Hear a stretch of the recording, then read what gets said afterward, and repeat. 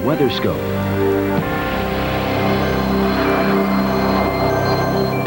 Well, a major rain event in the Northeast will make for a wet commute this morning from Maine to New York City. Good morning and welcome to WeatherScope. I'm Vivian Brown. And I'm Bruce Edwards. Now, the storm system is followed by a cold front that's going to lower temperatures as far as the deep south. That's good news there. An immediate concern, however, this morning is the Atlantic City, New Jersey area where record rainfall overnight has been causing flooding around the gaming capital. Early reports from emergency management is that many roads in the area are closed. We're just getting reports in now as we look at the water vapor imagery that several local closings around the Jersey Shore area. Flooding reported on the Garden State Parkway, Atlantic City Expressway, while New Jersey Transit reports delays on 15 bus routes through Atlantic County. It's also suspended service on the Access Link, which is a service for disabled riders in Atlantic, Ocean, and Cape May counties.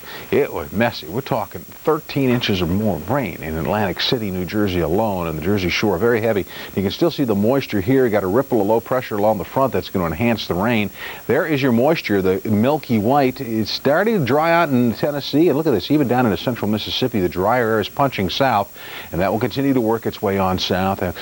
While the weather is going to be great in the southeast the next couple of days, it's still going to be a little murky in the northeast. Now, while the rain is needed, you don't need it all in one fell swoop, but you can see with the enhanced satellite picture the brightest, whitest clouds over New England now as this low forms and just scoops in that moisture off the ocean. So you're going to have, I call it the paper boy's nightmare, because if you've ever been a paper boy and had to deliver in chilly, damp, windy weather, that's about the worst conditions you can get, and that's what we're going to see. Strong winds off the ocean, pumping in the rain, and it's going to be cold because of the lack of wet weather. Lack of sunshine, excuse me.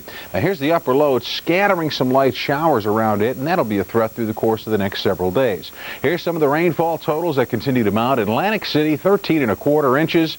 Dover, Delaware, almost 7 inches of rain. JFK picked up over 3. In Baltimore, about 2 3/4. And as you can see, the moisture continues to build on through, especially now as you get into eastern New England, with the heaviest rain just off Montauk Point, as you can see out into the ocean, but it's all lifting north, so you want to be careful here out in the Hamptons, and then as you get up to Buzzards Bay and work your way up to the Cape, could be some heavy downpours on the President out there at Martha's Vineyard. Upper low spins here, and so does a threat of a few light showers. That'll be a constant through the Great Lakes over the next couple of days. The numbers, as you see here, are not going to change much all day long, especially along the coast. 62 Boston, 69 in New York right now.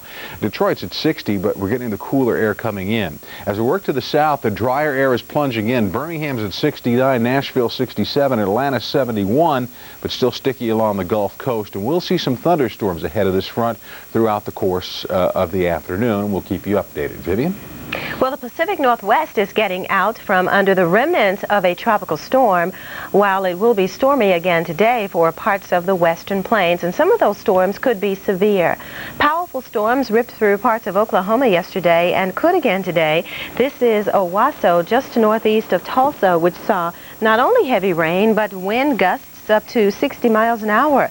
The high winds brought down trees, and we had reports of power outages in the area. Portland, Oregon got a healthy shot of rain yesterday, but we'll get a break now that the remnants of Tropical Storm Ignacio have moved on. Portland's rain of yesterday will turn into sunny conditions today. Yesterday, by the way, was an all-day event, a soggy scenario in the Portland area. Here's a look at our latest satellite picture, which shows that area down there. You know, we've been saying it all morning. Last year we had that problem in Abington where